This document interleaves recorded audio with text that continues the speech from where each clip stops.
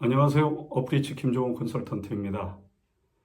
오늘은 통상임금에 관한 중요한 대법원 판결 이야기를 나눠보려고 합니다. 최근에 대법원이 통상임금 판단 기준에 대해 새로운 방향을 제시했는데요.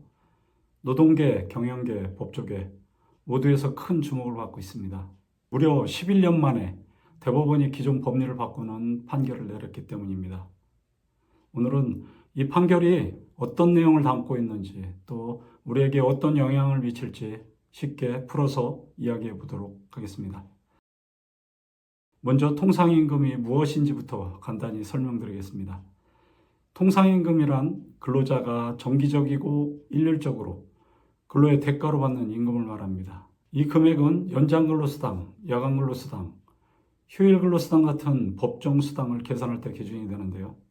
예를 들어 퇴직금을 계산할 때 퇴직 전 3개월 동안 받은 평균임금을 기준으로 삼습니다. 그런데 만약 평균임금이 통상임금보다 적다면 어떻게 될까요? 통상임금을 기준으로 계산하게 됩니다. 이처럼 통상임금은 우리가 받는 수당이나 퇴직금에 큰 영향을 미칩니다.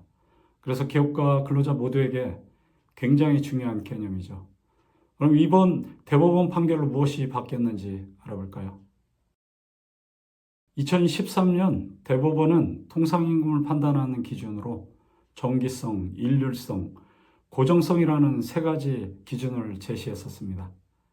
정기성은 임금이 일정한 간격으로 계속 지급되는지, 일률성은 모든 근로자에게 동일한 조건으로 지급되는지, 고정성은 추가 조건 없이 지급이 보장되는지를 의미했죠. 특히 고정성은 임금이 사전에 확정된 금액이어야 한다는 기준이 있는데요.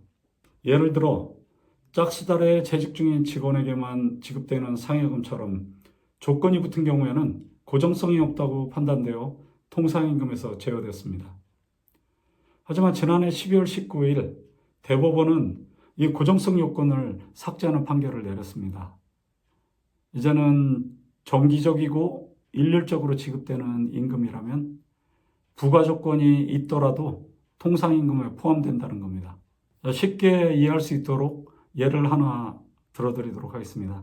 기본급이 250만 원이고 지급 당일 재직 조건의 상여금 50만 원, 월 15일 이상 근무 조건이 붙은 식대에 20만 원이 있다고 가정해 보겠습니다. 기존 기준에서는 상여금과 식대가 통상임금에 포함되지 않았지만 이번 판결 이후로는 모두 통상임금에 포함됩니다. 어떤가요? 꽤 큰 변화라고 느껴지시죠? 그렇다면 대법원은 왜 고정성 요건을 삭제했을까요? 그 이유는 크게 세 가지입니다. 첫째, 고정성이라는 기준은 근로기준법에 없는 개념이었습니다. 2013년에 대법원이 추가로 만들어낸 기준이었죠. 둘째, 고정성 요건 때문에 통상임금 범위가 지나치게 좁아져서 연장근로수당이나 휴일근로수당 같은 정당한 보상이 제대로 이루어지지 않았습니다. 셋째, 고정성 요건이 오히려 기업이 통상임금을 임의로 조정할 여지를 만들어서 근로자가 예측 가능하게 임금을 받을 권리를 침해한다는 지적이 있었습니다. 결국 대법원은 이런 문제를 해결하기 위해서 고정성 요건을 삭제한 것이죠. 이번 판결이 앞으로 어떤 변화를 가져올까요? 우선 기업 입장에서는 혼란이 클 수밖에 없을 겁니다.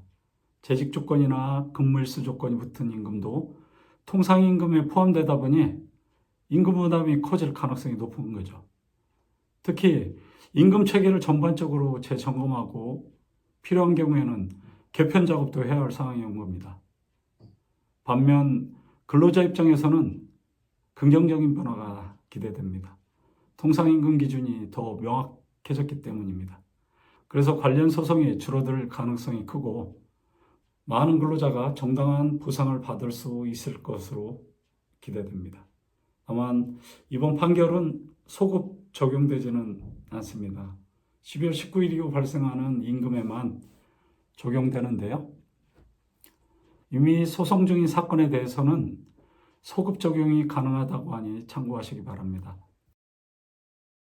앞으로 기업과 근로자는 무엇을 준비해야 할까요? 기업은 우선 임금 명세서와 근로계약서를 꼼꼼히 점검해 볼 필요가 있습니다. 각 임금 항목이 통상임금에 포함되는지 확인해야 합니다. 그리고 초과근로수당과 연차수당 등을 재점검해야 합니다. 통상임금이 인상되면 수당도 함께 오를 수 있기 때문이죠. 근로자 입장은 어떨까요? 근로자 역시 자신의 임금 항목을 확인해서 이번 판결로 받을 수 있는 정당한 보상이 있는지 살펴보는 것이 필요합니다. 이번 판결은 단순히 고정성 요건을 삭제한 것에 그치지 않습니다. 통상임금을 다시 정의한 것이고 근로의 양과 질에 맞는 공정한 임금 체계를 요구하는 메시지를 담고 있다고 보시면 좋을 것 같습니다. 여러분, 오늘 통상임금에 관한 중요한 대법원 판결의 핵심을 말씀드렸는데요. 이해가 좀 되셨나요? 다음에도 유익한 주제로 다시 찾아뵙도록 하고 이만 마치도록 하겠습니다. 감사합니다.